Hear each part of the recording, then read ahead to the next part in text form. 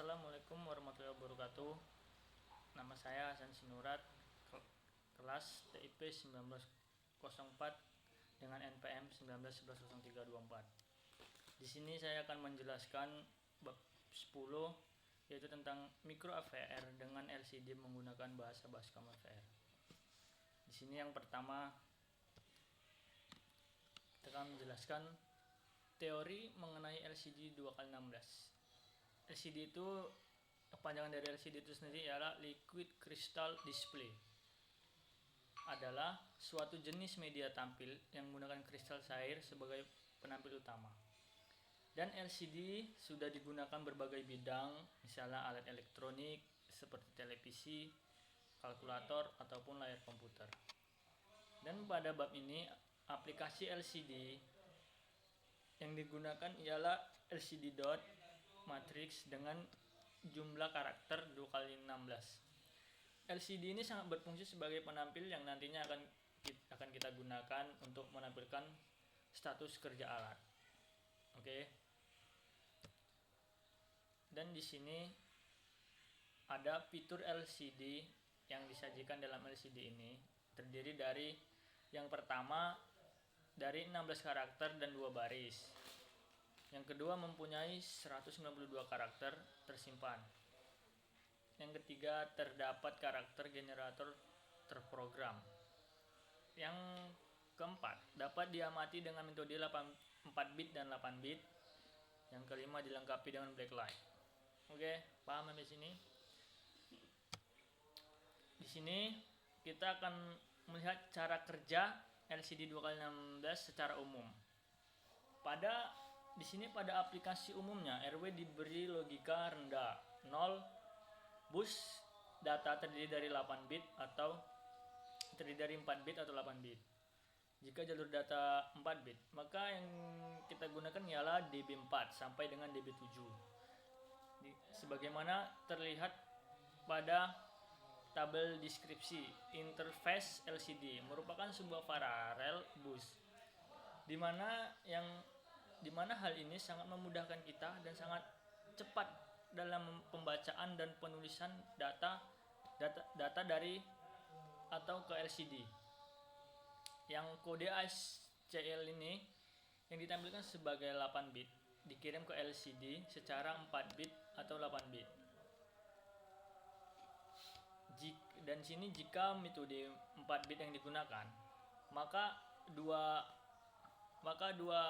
nabel data dikirim untuk membuat sepenuhnya 8 bit.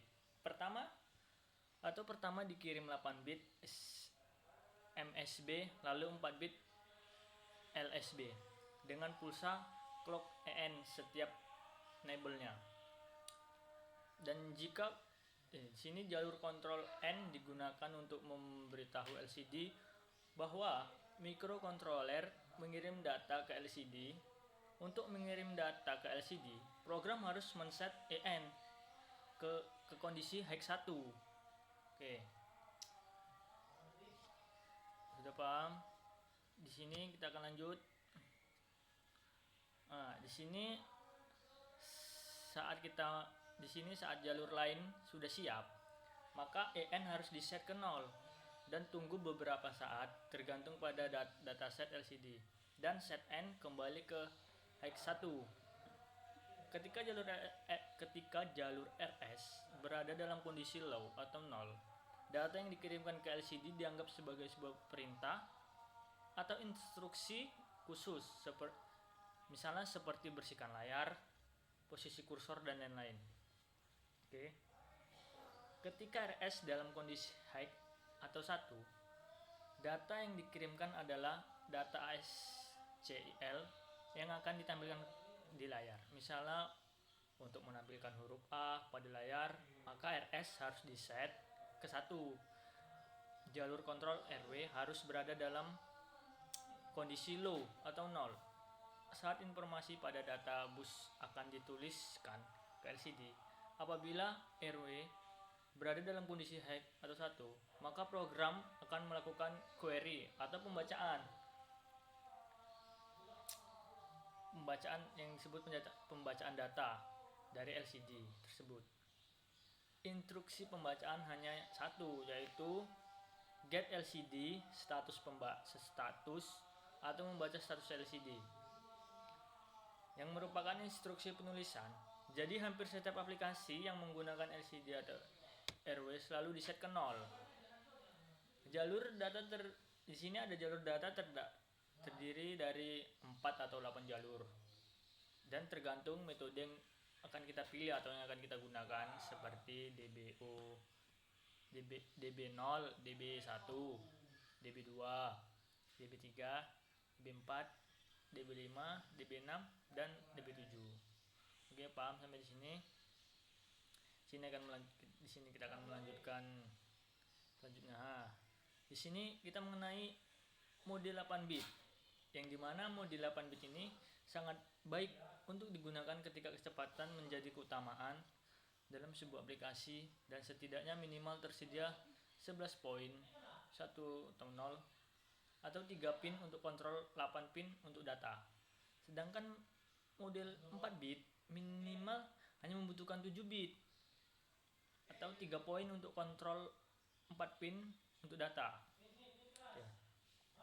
Bit RS di sini digunakan, yang kita ketahui bit RS digunakan untuk memilih apakah data atau instruksi yang akan ditransfer antara mikrokontroler, kontroler, dan LCD.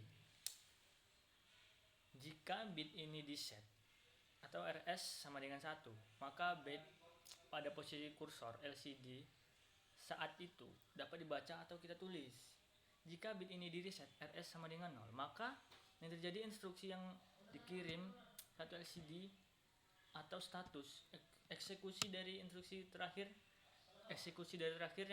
yang kita baca, dan itu instruksi yang dikirim tadi atau status eksekusinya dari